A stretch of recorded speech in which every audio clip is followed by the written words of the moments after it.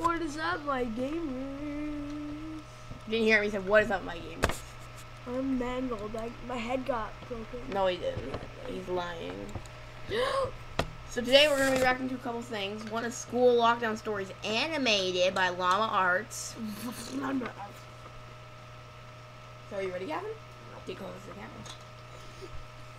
Not that close.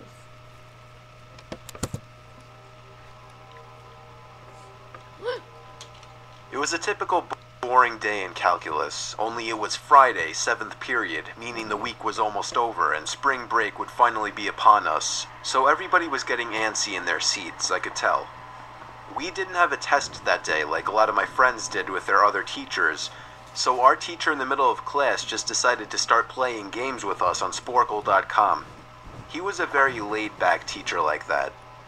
As we were doing some brand logo quiz on Sporkle, I remember the exact moment it happened. Right after my friend answered a question, I remember the exact answer too, Adidas. The dean's voice came through the loudspeaker. He sounded panicked and frantic as he told all the teachers this was not a drill and to go into lockdown. I actually got the chills, and I got goosebumps on my arms as our usually laid-back teacher too seemed panicked as he ran to turn off the lights and ushered us to the back corner of the room.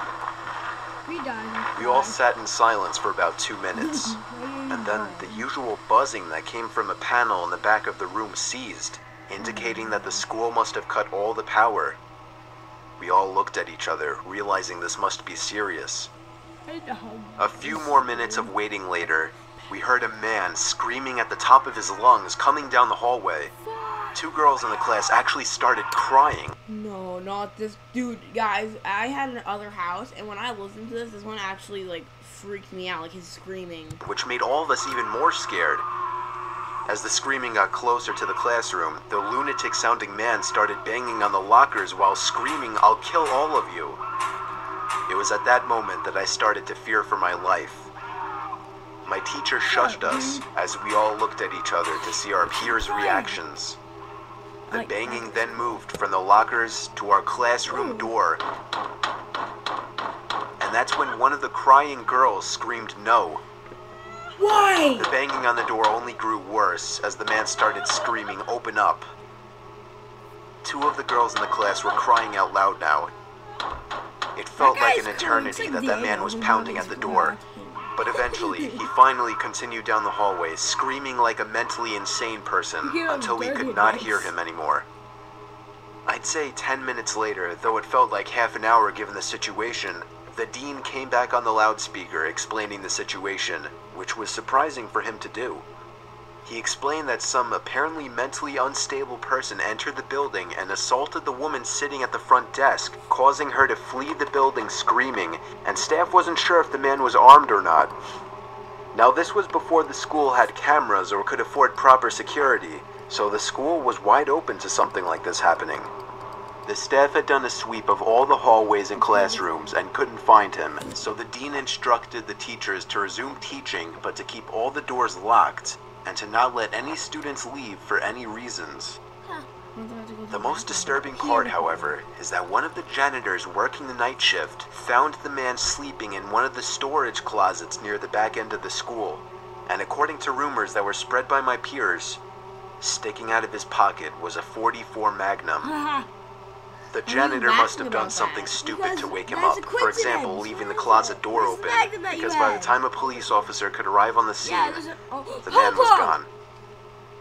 My entire class, as far as I know, to this day, has no idea if this man was ever found, but I like to think that right now, he's being given the proper help that he needs. Death row. I know that's the only thing he needs. Can we watch some more lockdowns after this? We will, yes. Dude, these are the best. There's another lockdown one that I thought this one was, but it wasn't this one. So is it good? It is really good. It's like one of my favorite. Is that how long our video was? No, we're just pausing to get to the next video. See you in a minute. Yo, we found another one. We're going back. Another one. And I got this picture.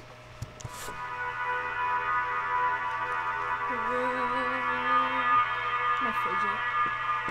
I'm 22 years old, fresh out of college, and I recently got a job at my old high school as a sort of computer intern in the school basement. The basement of the school is very messy and Uganda. disorganized, but there is a small Uganda three-person knuckles. office that's actually very nice down there. It has 3 Uganda nice big knuckles. desks, 2 mini fridges, a flat-screen TV mounted on the wall, and oh so satisfying air conditioning, a luxury the students and teachers cannot enjoy in the school. Why? And of course all the school servers and other computery stuff. I got the job because 3 of my old computer teachers flat out adored me. I could actually consider them as real friends, not just teacher figures. So they all helped tremendously in landing me this job. Like I said, that's me. It's been great. Until something that happened a few weeks ago. My 2 co-workers that shared the office with me, Dave and Gary, weren't in the office at the time. They were upstairs working on papers or whatever. I was eating my sandwich during my lunch break when I got a phone call from one of the women in the front office telling me the school was on lockdown and that somebody possibly armed had entered the school. There wasn't much that I could do other than turn off the lights because, surprisingly, as nice as this little office was, it didn't have an actual door to it, just a big opening, and the door to the whole basement didn't even have a working lock. For my own safety, I did turn off all the lights in the office and my computer screen. I kept my phone on the desk, texting both Gary and Dave, but they wouldn't respond. I sat down there in the dark, playing games on my phone for like 20 minutes, waiting for the call from up front to tell me to resume working. I had no idea what was happening. I couldn't hear what was going on upstairs from down here.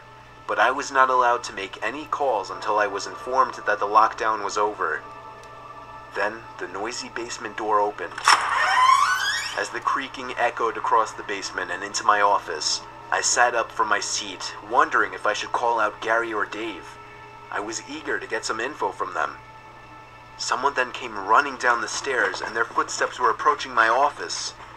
I pushed away my chair and crawled under my desk. Somebody entered the office, but did not turn on the lights. There was just silence. This one is the one I was talking about. How funny would it be I if can't it was even his friend? describe the fear I was experiencing. I felt like if I made one sudden noise, I'd be a dead man. Dead man. Suddenly, my phone dinged as I got a text message. I felt my entire world shrivel up and die at that one moment as I clenched my teeth in fear. Footsteps suddenly moved closer to me until I finally dove out from under the desk in capitulation, begging whoever it was not to kill me. And just then, someone grabbed my arm and pulled me up. It was some guy in a red plaid button-up, jeans, and a reddish-black cap. He told me, "It's okay, I'm just down here hiding with you." "What's going on up there?" I whispered to him. He's the murderer. He kind of ignored my question and asked me if there's an exit down here. He does know, but I told him, yeah, around that way. Before he could do anything else, I asked him, "Who are you?" There was a brief moment of silence. Before he started explaining he was coming in to pick up his son, when a teacher told him to hide. After his explanation, I checked my phone and saw the text I received was from Dave. It said, "Dude, this is fucking crazy. Some guy with a gun shot Mr. Buckley. He's wearing a red shirt and a hat. Whatever you do, don't come upstairs." I was about to reread that text out loud to the man. Dude. Until I realized. I looked up and felt my stomach sink. The man seemed to catch on to my suspicious stare. Panicking, all I could think to do was to run for the upstairs. A gunshot echoed through the basement, and I could hear the bullet ricochet off something metal in the darkness. But thank God the bullet missed me, and I made it upstairs. Fortunately, police were waiting at all exits, including the basement exit, and caught the man the second he opened the door. More good news, our teacher, Mr. Buckley, survived the gunshot. It was later determined that the man and Mr. Buckley had some beef for whatever reason, but that was never revealed. All we know is that Mr. Buckley couldn't have done anything that would have warranted this kind of reaction. And I know that the sound of that gunshot will forever echo in my mind. I'm with you, man. Did you see that? Yeah. A gun. Ooh, that one was actually really good. Later on, we're gonna watch a longer one. I Okay, so made up my mind. That's Gavin. what I want to do. Gavin. Yeah. So, So Gavin, on a scale of 0 to really scary, what was that one rated? I'd say, if you think about it, I'd say, is there like a 5? What's the middle? I'd say middle. Middle's 5. I'd say middle because... I'd say 6. Middle or 6 because it wasn't not scary, but it wasn't really scary. Gave me chills. It was, Chills, the Yeah, the YouTube channel. He's pretty creepy. He did some good stuff. Him and Mr. Nightmare and Llama Arts, they... Top 15, too. It's the same guy. Okay, everyone, so we will see... No. We will have one more video, and then... I don't know. We'll find one. We'll find one. It'll be great. Okay, guys, we are back with Trick or Treat Scary Stories Animated. I can talk, okay? Don't think I can't. So, this is the last one for today, but we will have more. This is part 2 of part 3. I don't know. It was Halloween night of 2007, freshman year in high school, and I was with my friends, Ivan, Ryan, and Jesse. We were all dressed as the Super Mario characters. I was Luigi since I was the second tallest. Ivan was Mario since he's short and buff. Not that Mario is buff. Jesse was Waluigi because he's freakishly tall and skinny, and Ryan was Wario because he's just really fat. So like they were me. the perfect group costumes for us. You look so sad. We live in a very non-congested suburban neighborhood with a decent amount of space in between houses. On Halloween, that's the worst thing ever. Less bang for your buck. Sure. We were trick-or-treating for hours, way past dark, and eventually came the time when most trick-or-treaters were heading home. My feet started to hurt, and I had to constantly switch arms for holding the now 10-pound pillow sack of candy, but we planned on going until our bags were completely full. A lot of the houses by now weren't answering anymore. It was probably past their cutoff time for giving candy to trick-or-treaters. 10 pounds. Approaching our next house, we saw a purple bucket on the stoop, which was the best feeling ever. I also wasn't close enough to realize it was empty, which was the worst feeling ever. I turned around when I heard a knock at the window of the house. We all looked at the window. Couldn't see anyone, but heard someone call out, "Wait." So give him candy. The door opened, and an older man, late Yeah, he 40s, looks like the already guy balding, from- stepped He outside. looks like Larry. He told us to come inside so Larry! he could get us some more Yeah, he's candy. old. I said we could just wait out here. He responded saying something along the lines of, "Nonsense, come on in, we'll get you your candy." Ivan stepped in and said, "It's alright. Come on, Dan, let's go." I told the guy to take care and apologized. He just stood there watching as we walked off, not saying anything.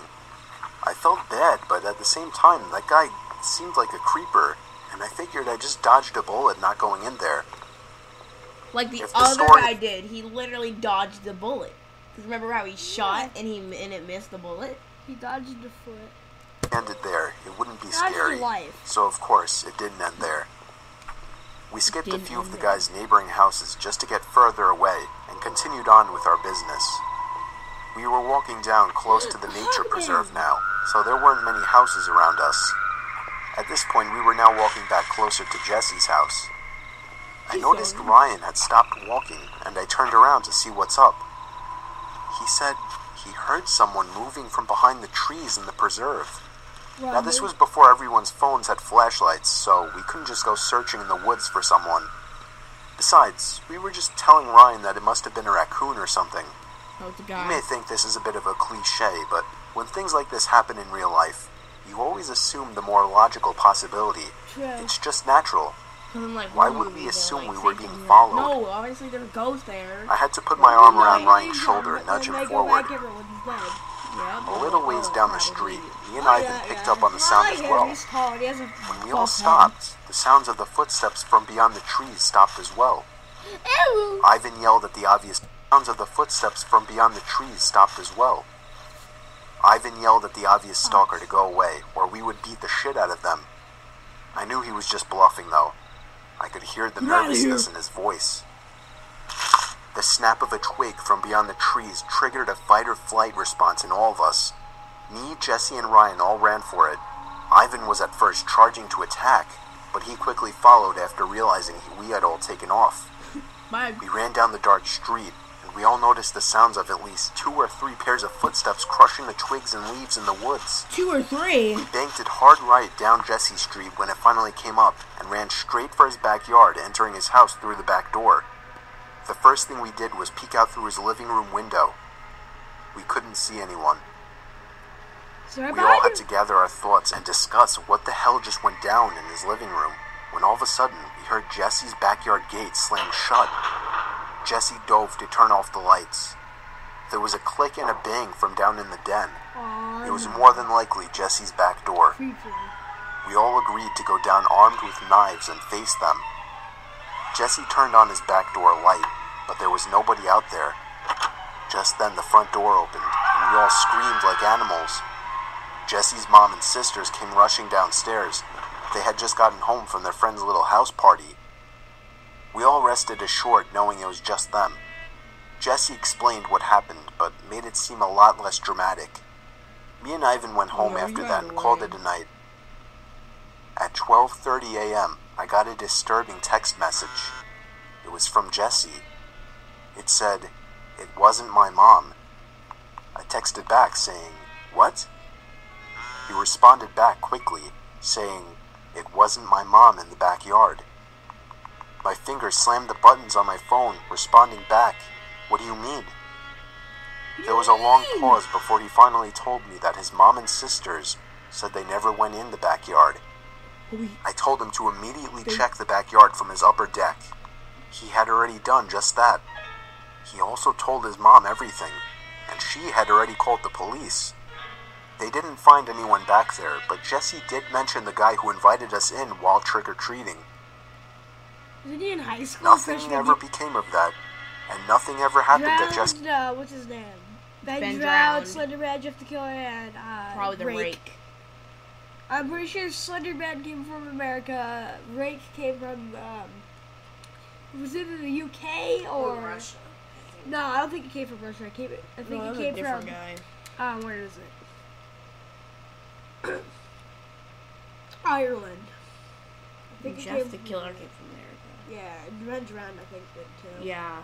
The Rake technically was the Jesse's house again after that one Halloween night. Well, guys, not Halloween yet, but it will be soon. That's why we reacted to this one.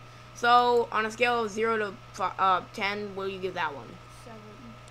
Really? You think it's 0 than the last one? You gotta think about it. You gotta think statistic-wise. You gotta think, the guy was in the backyard. No one was found. But He ran away. He ran away, but why would he run away? Because he knew that the police were going to be called after the mom came down.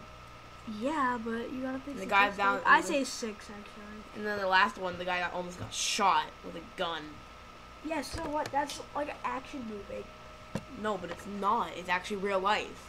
Yeah. That's the thing. You see it in action movies, but that one wasn't even an action movie. It seemed more like it. Yeah, but it wasn't. Thriller.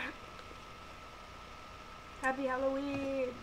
So You're so new. you gotta get closer. I'm gonna end the video when you do it right. You're so new.